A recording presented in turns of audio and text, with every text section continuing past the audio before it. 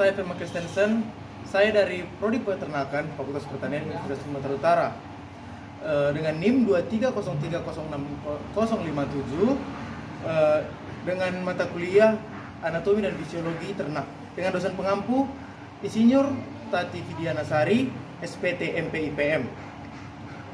Di sini kami menggunakan kelinci dengan Kingdom Animalia, filum chordata, superfilum chordata, filum vertebrata, kelas mamalia, ordo Legomorpha, dengan famili Leporidae, dengan genus Oryctolagus, dengan spesies Oryctolagus cuniculus. Baik, di sini bagian topografi kelinci. Di sini terdapat ada jantung atau core. Di sini ada paru-paru atau pulmo. Ini ada hepar atau hati. Dan di sini ada vesical velea atau kantong empedu. Kemudian ada ventriculus. Dan ini ada duodenum, pankreas, ileum. Ini. Kemudian ada kolon, cecum, rectum, dan anus. Baik, di sini adalah pada bagian digestori pada kelinci. Saya akan jelaskannya. Makanan masuk melalui mulut, kemudian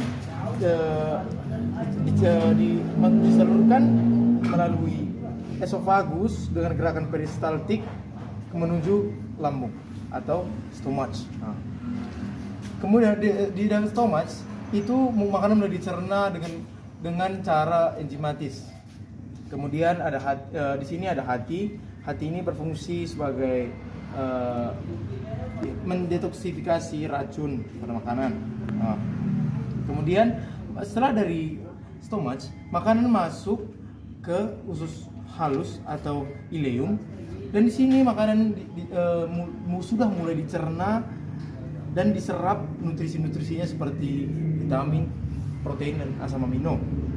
Kemudian setelah dari ileum masuk ke kolon. Di dalam kolon ini makanan diserap kembali kandungan-kandungannya atau reabsorpsi seperti air atau garam. Kemudian masuk ke cecum. Cecum ini berfungsi untuk mencerna serat yang dimakan oleh kelinci. Setelah dari cecum, makanan ditampung di dalam rectum untuk sebelum keluar melalui anus. Dan dari anus adalah tempat akhir dari saluran pencernaan. Baik, pada saat ini adalah bagian glandula digestori atau pencernaan tambahan. Di sini ada 4. Yang pertama adalah glandula salivari. Glandula salivari itu berfungsi untuk memudahkan penelan makanan. Dan di bagian ketiga, yaitu yang pertama adalah glandula parotis, glandula sublingualis, dan glandula orbitas. Yang kedua adalah hepar. Hepar berfungsi untuk tempat metabolisme protein, lemak, dan karbohidrat, dan juga menjadi tempat detoksifikasi racun. Yang ketiga ada vesical velea atau kantong empedu. Ini berfungsi untuk mempercepat kinerja enzim amilase pankreas dan membantu mengemulsi lemak dan membantu penyerapan lemak. Yang terakhir adalah pankreas.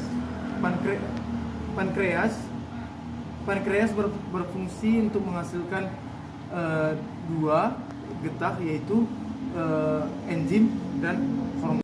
Selanjutnya pada bagian nervosum.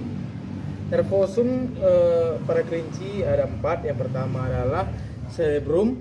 Cerebrum berfungsi sebagai mengkoordinasi gerak aktivitas para kelinci. Yang kedua adalah cerebellum. Cerebellum itu berfungsi untuk menjaga keseimbangan kelinci. Yang ketiga ada medulla oblongata. Medulla oblongata berfungsi untuk mengkoordinasi gerak organ dalam pada kelinci seperti organ pencernaan dan lain-lain. Kemudian ada medulla spinalis. Medulla spinalis itu berfungsi untuk mengantarkan informasi dari otak menuju ke organ tubuh lainnya. Baik, enzim yang berperan dalam sistem pencernaan kelinci. Yang pertama ada enzim ptialin yang berfungsi untuk mengubah amilum menjadi glukos. Kemudian ada enzim amilase mengubah amilum menjadi maltosa. Kemudian ada enzim maltase mengubah maltosa menjadi glukosa. Kemudian ada enzim pepsin mengubah protein menjadi pepton. Kemudian ada enzim tripsin mengubah pepton menjadi asam amino. Kemudian ada ACL atau yang berfungsi untuk membunuh mikroorganisme yang masuk melalui makanan. Kemudian ada cairan empedu untuk memecah lemak menjadi butir-butiran yang lebih halus. Yang terakhir adalah enzim lipase yang berfungsi untuk memecah lipid menjadi asam lemak dan gliserol. Selanjutnya pada bagian sirkulasi darah pada kelinci. Sirkulasi darah pada kelinci bermula-mula darah yang mengandung oksigen akan masuk ke pulmo. Kemudian darah yang mengandung oksigen dan berasal dari pulmo tadi mengalir ke jantung pada bagian serambi kanan melalui pembuluh darah vena pulmonalis. Kemudian darah menuju ke bilik kanan dan untuk dialirkan ke seluruh tubuh. Setelah darah dimanfaatkan oleh organ-organ masing-masing, darah kembali ke jantung di bagian serambi kanan, lalu diteruskan ke bilik kanan. Selanjutnya darah yang sudah sampai di bilik kanan akan dialirkan menuju pulmo melalui pembuluh darah arteri pulmonalis. Darah yang telah disaring oleh pulmo, lalu CO2 yang akan dikeluarkan melalui udara atau mulut.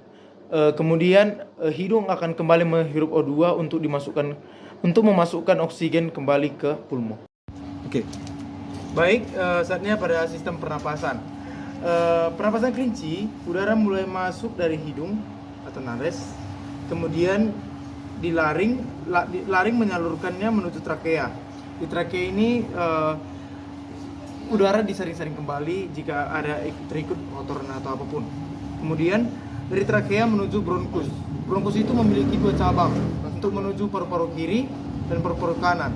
Dan di paru-paru terdapat gelembung-gelembung kecil atau disebut dengan alveolus. Disitulah terjadi pertukaran antara O2 dan CO2. Dan begitulah sistem pernapasan pada kelinci. Baik, di sini akan saya menjelaskan tentang rumen, retikulum, omasum, dan abomasum. Yang pertama adalah rumen. Rumen ini adalah kantong besar yang terdapat dalam sistem pencernaan ruminansia yang berfungsi untuk mencerna makanan secara fermentasi oleh mikroorganisme yang menghasilkan nutrien yang penting untuk ternak dan serta gas yang dikeluarkan melalui eructation. Kemudian ada retikulum. Retikulum ini berfungsi untuk menyaring partikel kasar dari pakan dan mengarahkannya kembali ke rumen untuk dicerna lebih lanjut. Kemudian ada omasum. Omasum ini terletak antara abomasum dan rumen.